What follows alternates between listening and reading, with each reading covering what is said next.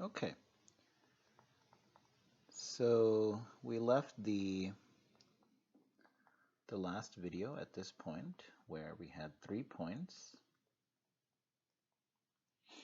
and we wanted to find the equation of the plane that goes through all of them, and we were going to do that by computing these two vectors, PR and PQ.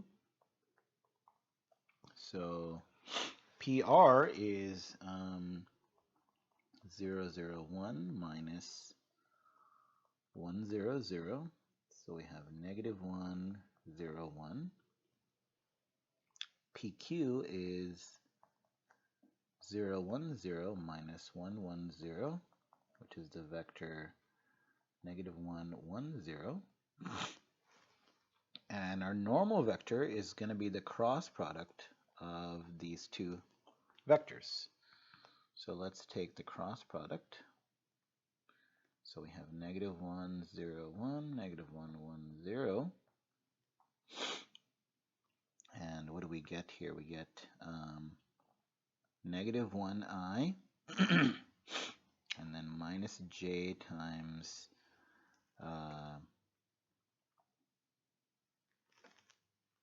positive 1. And then, oops, for the kth component, we're also going to get a minus k.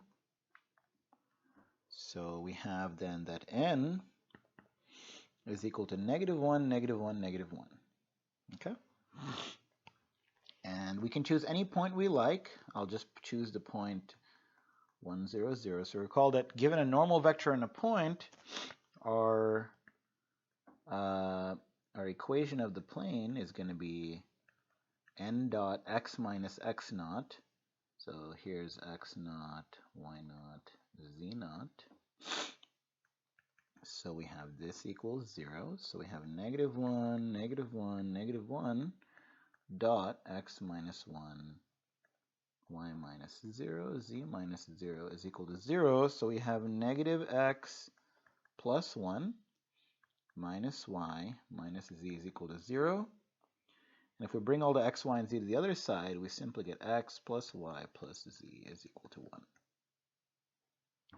So this is the equation of the plane, and in general, as we stated earlier, if we're given all planes are going to be of the form ax plus by plus cz is equal to d.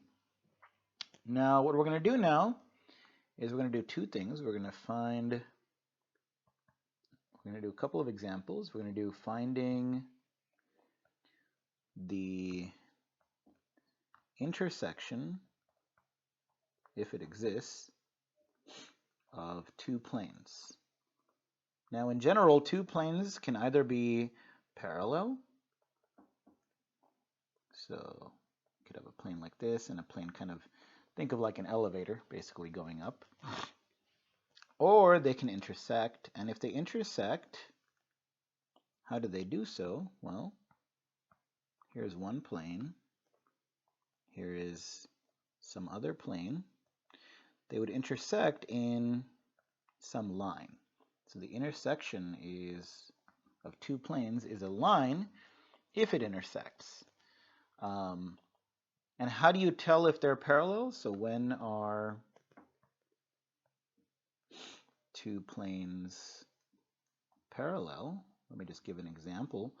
Well, we start at the end of this example, we had x plus y plus z is equal to 1.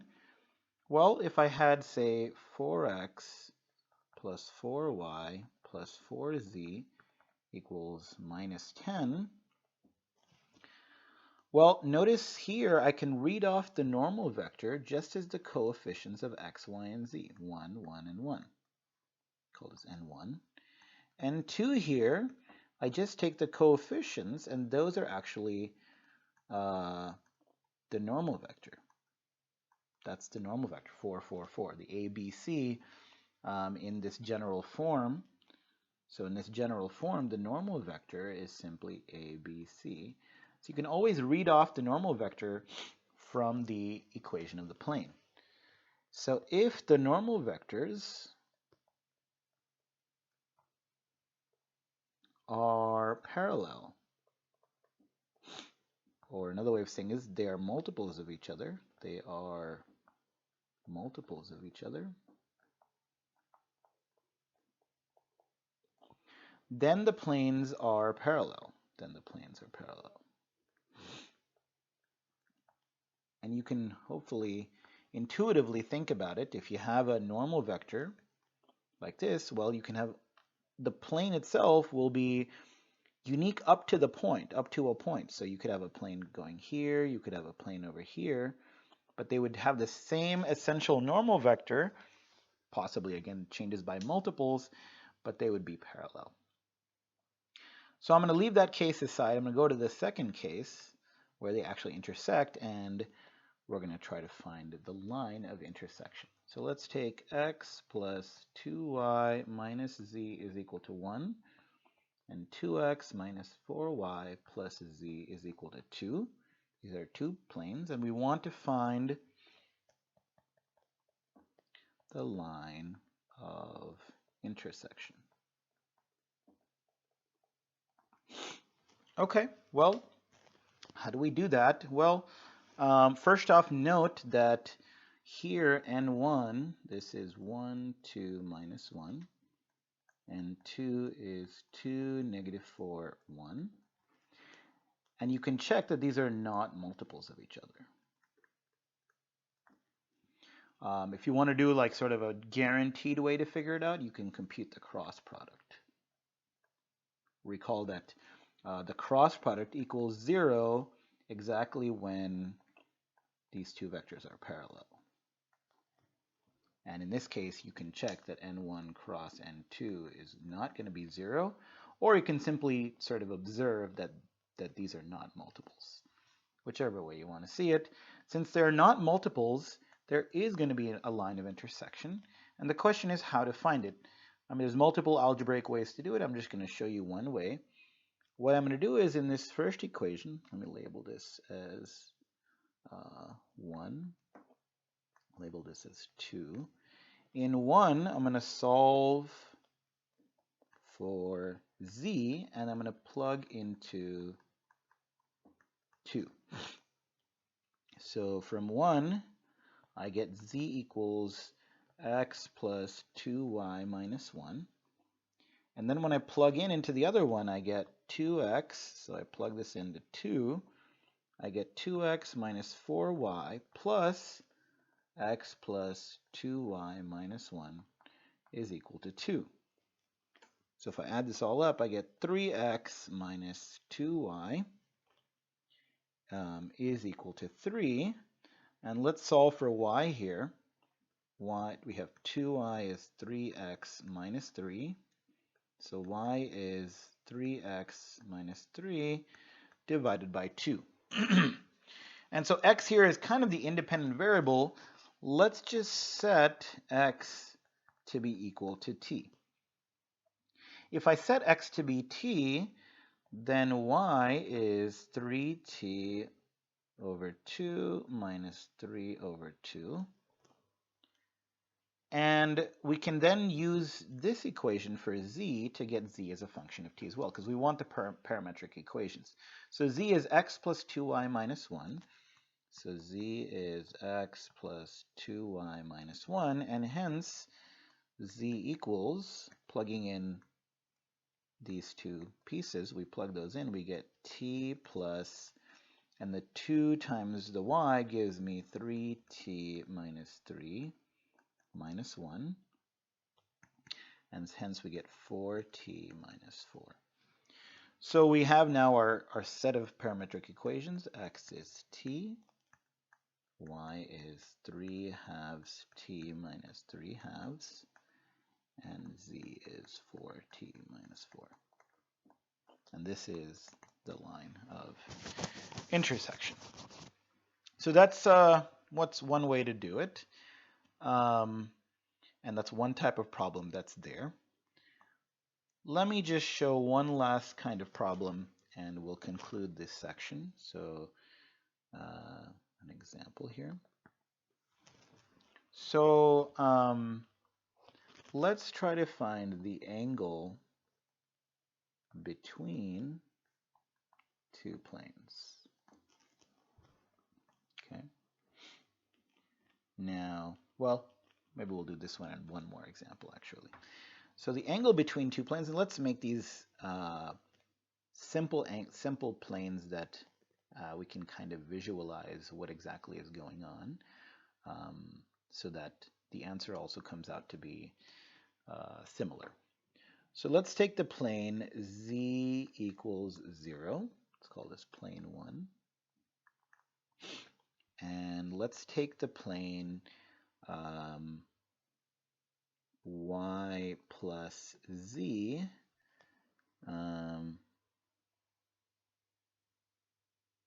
is equal to 1. Well, sorry. Let me change this just slightly. So what I want here, let me just draw the picture actually before I define what we're doing. So z equals 0 is the xy plane. And what I'm going to do is I'm going to take y minus z equaling 0, which is essentially the plane z equals y. So these are our two planes. This is plane 2. And plane 2, let me do in a different color here. Plane 2 is simply this plane. Okay. And let's compute the angle. Now, computing the angle between the planes, here it's sort of easy to visualize the angle. So the angle is this theta right here. But the way we generally do it, because it's not all planes are easy to visualize, is to actually take the normal vector. So notice the normal vector for z equals y is something like this. And the normal vector for z equals 0 is something like this. And that theta, so this is, we'll call this n2, call this n1. So n1 is orthogonal to this, n2 is orthogonal to the second plane. And the angle between the planes, so the key point is the angle between the planes is equal to the angle between the normal vectors. So let's compute the angle between the normal vectors. How do we do that? We use the equation that n1 dot n2 is equal to the length of n1, the length of n2 times the cosine of theta. And we can write theta as the cosine inverse of a number. So what is n1 here? Notice that n1, this is just 0, 0, 1, because there's no coefficients of x and y. n2 here is 0, 1, negative 1. So what do we get? We get 0, 0, 1 dot 0, 1, negative 1 is equal to the length of n1, the length of 0, 0, 1, times the length of 0, 1, negative 1, times the cosine of theta. So here we just get negative 1 on this side is equal to 1 times the square root of 2 times the cosine of theta. So cosine of theta is negative 1 over root 2. And so theta then, because note that theta for all angles between planes, we always think of the acute side. This is going to be between 0 and pi. So theta here is going to be 3 pi over 4. And, well, I guess it corresponds to the complement here. The theta here is actually, so it's going to be this theta. Call it theta. Call this theta prime. This is theta. Okay, so so this is the if you take absolute values here, by the way, you would have pi over 4, and you note that that's, I think what I drew with the theta primes is the pi over 4, and here you have theta equals 3 pi over 4. Okay, so so that's how you compute well, in general, theta is cosine inverse of -1 over root 2, and that's 3 pi over 4. That's how you do the angles between two planes. Let's just conclude with one exercise, and I'll begin the next video with this exercise. So suppose we have, say, a point. So we want to find the equation of the line orthogonal to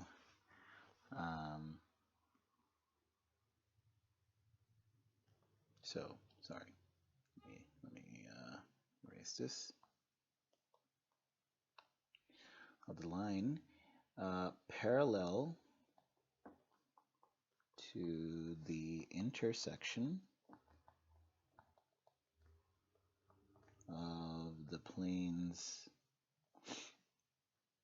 x plus y plus z is equal to 1 and 2x minus 4y minus z is equal to 2, parallel to the intersection of the planes through the point p equals say 0, 1, 0. And the method here, so I taught you guys one method to do intersection of planes, but if you just want the direction of the line, because essentially here, what do you need? What we need here is the direction to go in. And it turns out that, so if, let's call the n1 here 1, 1, 1. Let's call n2 here 2, -4, -1. And I'm just going to draw a picture of this, okay, because it's, again, kind of it's initially maybe not that intuitive as to why this is true. But let's just draw two planes here. Okay.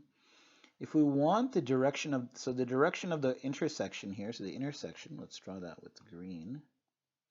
So the intersection is this green, oops, I've been erasing, let me put that back.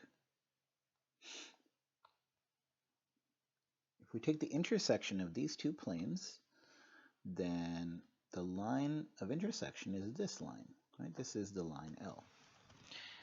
Now, how do we get just the direction? Well, the direction vector, notice that we have n1, which is sitting right here, which is parallel to this, we'll call this plane 1. For plane 2, the normal vector is simply this vertical guy right here going upward. If you take the cross product, so the cross product, and let me do that with, say, a third color here, n1 cross n2 is going to lie along, so, well, in this case, it's probably going to go the other direction, but it's going to be along this line L, maybe on the other side here.